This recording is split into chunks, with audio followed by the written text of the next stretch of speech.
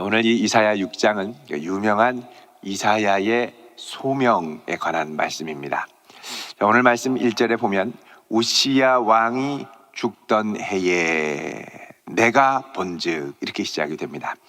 여러분, 이 우시야 왕은 유다의 10대 왕으로 반세기 이상을 무려 52년간을 통치했던 아주 최장수 왕 중에 하나입니다.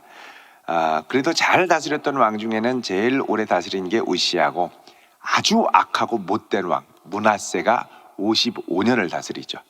하나님께서 못되게 다스리는 왕한테 왜 오래 살게 했을까? 기회를 주시는 겁니다. 인내하면서 끝까지. 근데 사실 우시야 왕도 하나님 앞에 잘해서 그게 아닙니다. 보통 잘하면 이제 아주 상징적인 의미로 40년 다윗이나 솔로몬이나 40년을 다스렸죠. 근데 우시야 왕은 52년입니다. 하나님께서 이 우시야 왕이 잘해서 다스렸다기보다 그동안 이 여로보암 왕 이후로 이 남유다가 워낙 하나님 앞에 온전히 서지 못하고 산당을 섬기고 이러면서 어떻게 보면 이들에게 마지막 기회로 주신 태평성대의 기간, 이게 이제 52년이었습니다. 그래서 하나님께서 이 우시야 왕이 다스릴 때는 주변의 이 강대 제국도 힘을 빼셨습니다. 그때 강대 제국이라 그러면 애굽이 있고 저 동쪽에 아수르가 있었죠. 애굽과 아수르의 힘을 다 빼가지고, 또 그때 이 아수르를 다스렸던 왕들도 계속해서 힘없고 통치력이 없는 왕들, 그래서 내부적으로 에너지 소진을 많이 하게, 그래서 감히 이 유다와 북이스라엘을 다스리지 못하게, 침범하지 못하게 힘을 빼셨습니다. 그래서 우시야 왕이 52년간 태평성대를 이루고, 여러분 사실 이렇게 잘 이루면 하나님께 영광을 돌리고 모든 나라 백성이 더 하나님을 섬기게 해야 되는데, 이제 문제는 뭐냐? 우시야 왕이 하나님께서 은혜로 주신 것을 은혜로 여기지 않고 내 힘과 능력으로 교만해지기 시작했다는 겁니다. 항상 여기서 문제가 됩니다. 하나님이 내가 잘해서 은혜를 주신 게 아니라 정말 이 백성들을 불쌍히 여기셔서, 어떻게 보면 나는 자격이 없고 연약하고 부족한데 잘 되도록 특별한 때와 특별한 은혜와 특별한 시기를 하나님이 허락하신 것이죠. 그래서 사실 이렇게 잘 됐었는데 우시야 왕이 교만해집니다. 그래서 어느 정도까지 교만해지냐? 교만이 하늘을 찌르죠. 그래서 하나님 앞에 제사 드릴 때, 왕도 하나님 앞에 제사 드려야 되는데 제사장이 못마땅한 겁니다. 너 그럴 바에야 제사장 때려쳐라, 내가 하겠다. 그리고서 하나님께 드리는 이 분향의 제사, 이 분향은 하나님 앞에 속죄의 효과가 있죠. 제사와 함께 하나님 앞에. 근데 이 분향, 하나님의 거룩한 임재 앞에 이게 잘못하면 죽으니까 하나님 앞에 이 아름다운 향을 자욱하게 해서 그분을 보지 않고 겸손하게 가리게 하는 이 분향을 할 때, 이 왕 중에는 이 우시야 왕이 처음으로 때려쳐라, 내가 가서 한다. 그리고서는 이 분향을 하러 막 이 성전에 저벅저벅 들어가게 됐죠. 그게 바로 이 역대하 26장에 나옵니다. 여러분 한번 잠깐 보십시오. 역대하 26장 16절.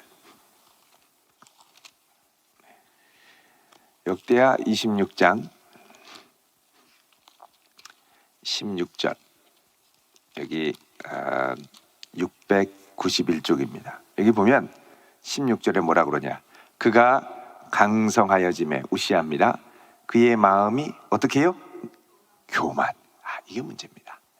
악을 행하여 그의 하나님 여호와께 범죄하되 여호와의 성전에 들어가서 향단에 뭐 하려고요? 분향하라. 깜짝 놀라서 17절에 제사장 아사랴가 용맹한 제사장 80명, 그 성전에 80명 데리고 왔다는 거, 목숨 걸고 막았다는 겁니다. 왕이 안 됩니다. 이거 왕이 할 게 아닙니다. 이거는 하나님이 특별히 거룩하게 구별하신 이 아론의 제사장들이 할 겁니다. 가십시오. 이건 왕이 범죄한 겁니다. 목숨 걸고 얘기하는 거죠. 생각해 보십시오. 50년 가까이 최장수로 아주 나라를 잘 다스렸던 왕이 저벅저벅 가서 너희들 비켜라, 내가 한다 그러니까, 이렇게 이 왕이 50년 다스렸으면 꼼짝 못합니다. 근데 목숨 걸고 안 된다는 거예요. 그 말을 안 듣습니다. 비켜라. 그리고 직접 손을 들고 분향을 하고 하나님 앞에 드리려고 하는데 깜짝 놀랐습니다. 19절에 보면 우시야가 손으로 향로를 들고 분향하려고 하다가 화를 냅니다. 아니 분향할 때 왜 화를 내요? 비키라고 너희들 이러는데 이 거룩한 성전에서 이 제사장이 발견한 거죠. 뭐냐? 그의 이마에 19절에 뭐가 생겼습니까? 나병. 제사장이 화들짝 놀라서 하나님이 지금 치시는 겁니다. 빨리 나가십시오. 막 왕을 쫓아냅니다. 그 이후로 문둥병이 가시지 않고 나병 환자가 돼서 여호와의 전에서 21절에 우시야 왕은 끊어져 버렸습니다. 끊어지고 남은 평생 숨어서 사라진. 그러니까 이 유다의 52년 통치 중에 마지막 말년이 어떻게 되느냐? 여호와께 끊어지는 말년이 됐던 겁니다. 자, 마지막 몇 년 하나님이 그동안 융성하게 은혜로 붙들어 주셨는데 왕이 교만해서 하나님 앞에 끊어지고 문둥병이 돼서 저주를 받는 이 마지막 암울한 시기. 근데 이 시기에 또 이 뭐가 있었냐면 하나님이 그동안 은혜로 주셨던 시기를 이 우시야 왕의 타락과 함께 거둬가십니다. 아수르의 아주 강력한 왕 디글랏 빌레셀이라고 하는 디글랏 빌레셀 3세 왕을 일으켜 세워서 이제 그 주변 지역을 이제 정복하기 시작하죠. 그래서 여로보암 2세 북이스라엘이 이때 멸망하고요. 다메섹 북쪽에 이 북이스라엘과 함께 아주 강력한 나라였던 다메섹도 와서 한 번에 쓸어가 버립니다. 아주 강력해. 이런 왕들이 막 일어나니 여러분 이때 진짜 이스라엘 유다가 암울한 겁니다. 여태까지 50년은 은혜로 살았다고 하면 이제부터는 어떻게 살아야 하나? 그럴 때가 있죠. 그래도 그동안은 좋은 시절 살았는데 이제는 어떻게 살아야 하나? 암담할 때는 내적으로도 암담하고요, 외적으로도 암담하고요. 내우외환이 한꺼번에 옵니다. 바로 이때 하나님이 이사야를 부르시는 겁니다. 이사야를 불러서 어떻게 하냐? 1절에 보면 내가 본즉 그러죠. 하늘 영광을 보여주십니다. 항상 하나님께서는 그의 종을 부르실 때는 하늘 영광과 맞닿도록 부르시죠. 야곱이 형 에서의 살기를 피해 도망갈 때 홀로 베델에서 돌베개를 베고 잘 때 하나님이 그에게 나타나셔서 뭘 보여주십니까? 네가 지금 돌베개 베고 잔 이 땅이 하늘과 맞닿아 있는 것이다. 사다리가 연결된 걸 보여주시죠. 엘리야 선지자도 바알과 아세라 850명과 대결을 하고 나서 완전히 지쳐가지고 하나님 차라리 죽여주십시오 이럴 때 하나님이 그를 호렙산으로 부르셔서 하늘의 하나님과 연결시켜줍니다. 예수님도 공생의 사역을 시작할 때 하늘이 찢어지면서 성령이 비둘기처럼 임하죠. 그러니까 여러분 이 암담한 현실 가운데 우리가 주의 뜻을 행하려면 하늘과 맞닿아 있어야 됩니다. 이 체험이 평생 이사야로 하여금 이사야가 나중에 전설에 따르면 톱으로 켜서 죽게 되죠. 순교할 때까지. 그때까지 하나님의 영광을 보며 감당하게 됩니다. 우리가 이 땅을 살면서 사람만 보고 잘하려면 안 됩니다. 사람만 보고 내 힘으로 잘하려고 그러면 결정적인 순간에 무너집니다. 그리고 우리도 죄인이기 때문에 죄성이 꾸물꾸물 올라와서 아무리 겉으로 고상한 것 같고 아무리 내가 사람을 위해서 잘하는 것 같지만 어느 순간 내 안에 썩은 것이 나를 무너뜨리고 맙니다. 우리는 하늘과 맞닿아야 돼. 하늘과 맞닿아야 돼. 그거를 잃어버리면 내가 내 사명을 감당할 수가 없습니다. 그래서 하나님이 이사야를 하늘로 맞닿게 하시죠. 하늘에 보니까 높이 들린 보좌에 앉으신 하나님을 봅니다. 그런데 그의 옷자락이 성전에 가득하다 그러죠. 여러분 지금 이 성전은 이사야가 하나님의 성전에 들어와 있는 겁니다. 성전에 들어와 있는데 하늘 보좌가 저 하늘까지 그러니까 하나님의 성전에서 주를 보는데 하나님의 영광을 보는데 하늘까지 맞닿은 아주 초월적인 경험을 지금 하고 있는 겁니다. 자, 그때 스랍들이 하나님을 모시고 섰습니다. 자, 스랍 하나님 가장 가까이 곁에서 천사들이 있죠.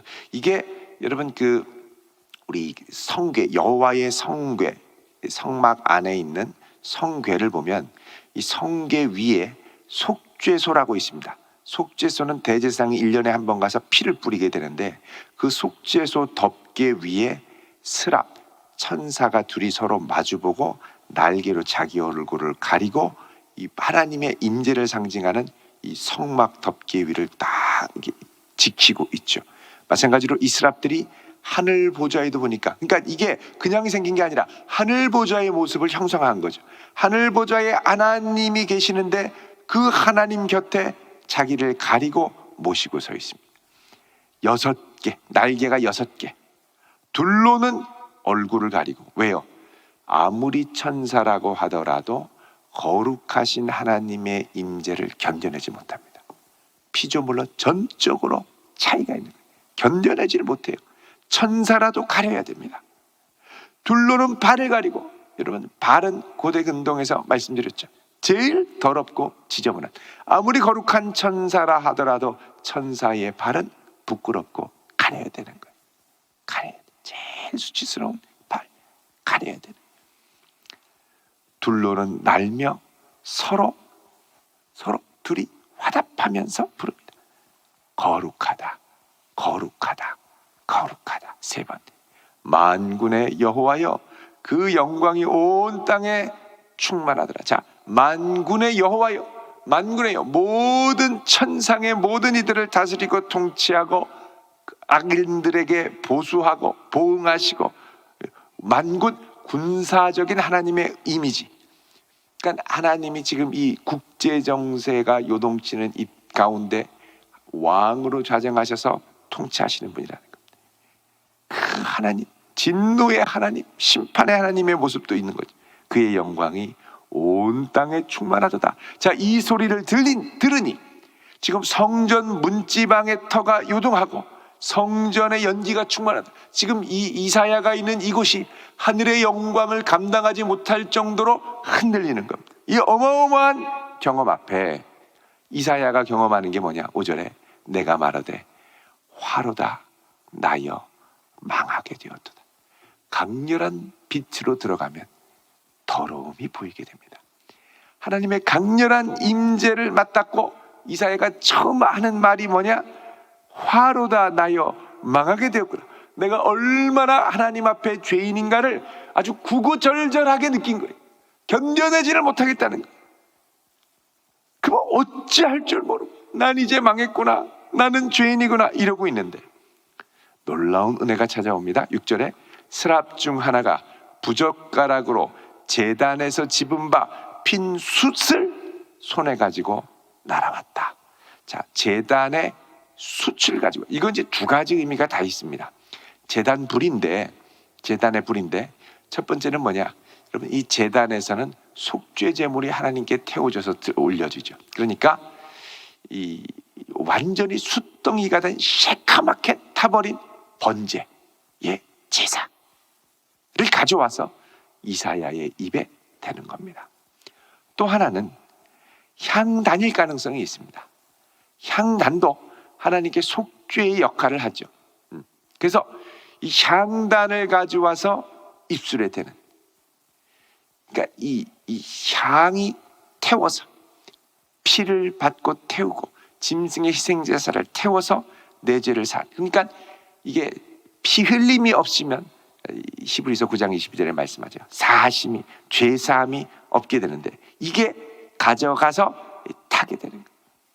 그러니까 이사야를 위한 무엇인가의 희생제사가 있어서 그의 입술에 닿자 그의 죄가 사해졌다는 것입니다. 여러분, 이게 이사야 우리 1장에 하나님이 오라 우리가 변론하자, 너의 죄가 주홍같이 붉을지라도 양털같이 희게 될 것이다. 이 말은 뭐냐? 그냥 없애줄게가 아니라 아주 파격적인 제안을 하나님이 하시는데, 이 말씀 안에는 이제 이 너희들의 죄가 파격적인 희생 제사로 사해질 것이라는 것을 상징하는 겁니다. 이사야가 이거를 대고 속죄 제사로 용서한. 그래서 입에 닿고 뭐라 그러냐? 7절에 이것이 내 입에 닿았으니, 속죄 제사가 내 입에 닿았으니 내 악이 제하여졌고 내 죄가 사하여졌느니라. 그러죠. 가장 큰 죄가 입술로 짓는 죄, 말씀의 죄입니다. 그래서 말씀이 육신이 되어 이 땅에 와서 말씀이 육신이 되어 희생제사로 우리를 위해 드려지게 됐죠. 자, 이 죄가 사해지자 이사야에게 열리는 게 뭐냐? 하나님의 마음이 느껴지기 시작합니다. 여러분, 거룩해야 하나님의 마음을 헤아릴 수 있습니다. 내 안에 죄가 있으면, 완전히 이기적이고 교만해지면 하나님이야 어떻게 되든 말든 아무 상관이 없게 되죠. 하나님의 마음을 헤아릴 때 거룩함이 시작이 되는 거예요. 하나님의 마음이 느껴지는데, 하나님 뭐라 그러냐? 내가 누구를 보내며 누가 우리를 위하여 갈고. 자, 이건 하나님의 마음입니다. 누구를 보내며 누가 우리를, 자, 하나님을 위하여 가려면 정결하고 거룩해져야 되죠. 하나님의 마음을 이해해야죠. 근데 하나님이 이 세상을 두루 보니 하나님의 마음을 이렇게 헤아릴 거룩한 자가 아무도 없다는 겁니다. 그 마음을 이해할 자가 아무도 없다는 겁니다. 근데 그때 이사야가 자기의 죄가 사하여졌음을 깨닫고, 부족하지만 하나님께 말씀드렸죠. 주여, 내가 여기 있나이다. 나를 보내소서. 하나님의 마음을 전달하겠습니다. 나를 보내주십시오. 자, 그런데 하나님이 하시는 말씀이 좀 절망적입니다. 왜냐하면 하나님이 보내시는데 뭐라 그러냐면 9절에 이 백성에게 내가 가서 이르기를 너희는 듣기는 들어도 깨닫지 못하고 보기는 보아도 알지 못하리라. 이 백성의 마음을 둔하게 하고 그들의 귀가 막히고 그들의 눈이 감기게 하리라. 이렇게 말씀하시는 거예요. 왜? 만약에 이들이 눈을 뜨고 치유함을 받으면, 돌아와서 깨닫고 돌아오면 고침을 받을 수 있기 때문에, 그 얘기를 해서 이들이 오히려 고침을 받지 못하도록 감기게 하라는 거예요. 말해도 이들이 거부할 거라는 거예요. 여러분, 이게 얼마나 충격적인 말씀입니까?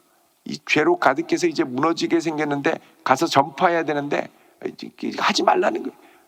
얘기를 하는데 해도 안 들을 거라는 거예요. 얼마나 마음이 어렵습니까? 이거 뭐냐면 지금 이스라엘의 영적 상태가 이사야의 말을 들을 준비가 안 됐습니다. 그러나 계속 말하는 거죠. 끝까지 안 듣습니다. 결국 어떻게 되냐? 심판에 처하게 될 때까지. 이 망한다는 거예요 지금. 말해라. 그런데 안 들을 거다. 그러나 말해라. 이게 얼마나 당황스럽습니까? 얼마나 당황스럽습니까? 그리고 말하고 잠깐 돌아와도 이들은 이거 갖고 안 됩니다. 그 전에 잠깐 돌아오는 것 같은데 계속 돌이키지 않았고 망했죠. 결국은 계속 타락합니다. 그러자 이사야가 11절에 주여 어느 때까지니까? 언제까지 이렇게 막혀 있어야 됩니까? 근데 놀라운 게 뭐냐? 주님께서 이 성읍들은 황폐하고, 11절에 가옥들에게는 사람이 없고 토지는 황폐하고 사람들을 멀리 옮겨서, 그러니까 포로가 돼서 끌려갈 때까지라는 겁니다. 망할 때까지 못 듣는다는 거예요. 망해봐야 하는 거예요. 망해봐야. 그런데 13절에 그 중에 10분의 1이 남아있을 자, 남은 자 사상입니다. 이사야에 나온 남은 자들이 있다는 거예요. 10분의 1. 근데 돌아와서, 포로로 돌아와서 일부가 다시 돌아오고 나중에 10분의 1, 원래 있던 사람들 다 포로로 끌려가고 디아스포라 유대인으로 다 흩어지고 딱 10분의 1만 남아도 13절에 이것도 황폐하게 된다. 돌아와서 다시 성전 짓고 소망을 가지려고 하는데 이것도 황폐하게 된다. 와, 그러니까 완전히 박살이 나는 거죠. 밤나무와 상수리 나무가 배임을 당하여도, 자, 남은 그루터기들이 있는데 이게 다 잘라버린다. 자, 그 그루터기는 남아있는 것 같이 13절에 거룩한 씨가 이 땅의 그루터기니라. 자, 10분의 1도 아니고 진짜 소망은 딱 하나. 영어로 The Holy Seed 이렇게 되어 있습니다. The Holy One, 거룩한, 바로 그 거룩한 분 하나가 이 땅에 남은 이제 유일한 그루터기가 된다는 겁니다. 그럼 그 거룩한 씨라는 건 뭐냐? 장차 오실 이제 5장까지 계속 예고했던 메시아를 말합니다. 근데 그 메시아가 거룩한 메시아, 특별히 이 거룩한 메시아라는 걸 뭐냐? 부활하신 그리스도를 말합니다. 그가 와서 정말 죄와 사망의 권세를 이기시고 완벽한 속죄 제사를 이루시고 나서야 비로소 회복이 된다는 것이죠. 그래서 여러분, 이 말씀을 인용해서 마가복음 4장 12절에 보면 예수님이 이런 말씀을 하십니다. 마가복음 4장 12절을 한번 보십시오.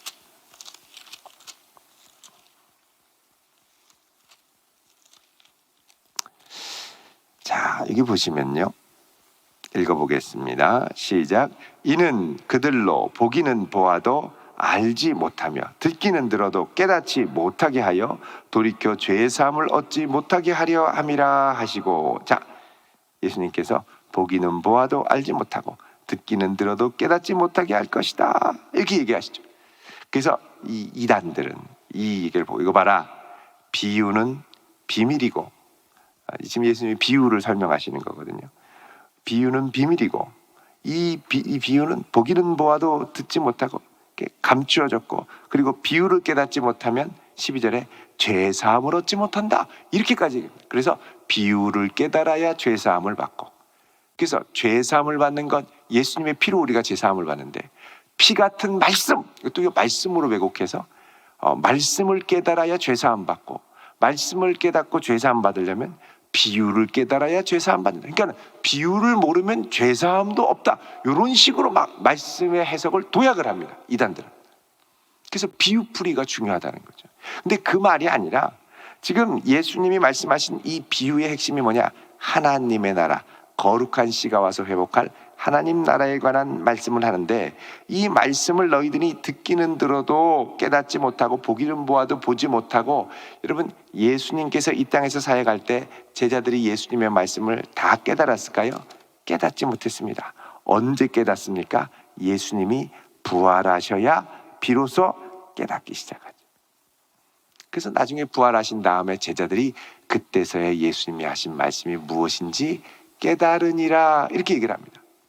그래서 거룩한 씨, 부활하신 그리스도가 오셨을 때 비로소 하나님의 말씀을 깨닫고 하나님 나라의 비밀을 알게 된다라는 것입니다. 그래서 지금 이 이사야의 비전은 여기서부터 어디까지 보느냐? 메시아의 시대까지 보는 겁니다. 이 남왕국 유다가 망할 수 있고 다시 돌아와서도 다시 망할 수 있고, 유일한 한 거룩한 씨, 그 거룩한 씨를 바라보며 지금 나아간다는 것이죠. 여러분, 그래서 우리가 이 땅이 아무리 암울해져 가도 우리의 소망은 예수 그리스도밖에 없는 줄로 믿습니다. 하늘과 맞닿아 살아갈 수 있길 바랍니다. 그래야 이길 수 있고 끝까지 내게 주신 사명을 감당할 수 있습니다. 이런 거룩한 성도 될 수 있기를 우리 주님의 이름으로 축원드립니다.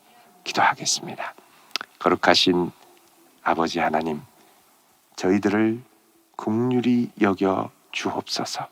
어그러지는 이 세상을 살며 하늘과 맞닿아 살게 하시고, 우리를 구원하신 그리스도 예수께 참된 소망이 있음을 믿음으로 고백하며 온전케 하시는 이인 예수를 바라보며 이 한 날도 승리하게 하여 주옵소서. 예수님의 이름으로 기도드리옵나이다. 아멘.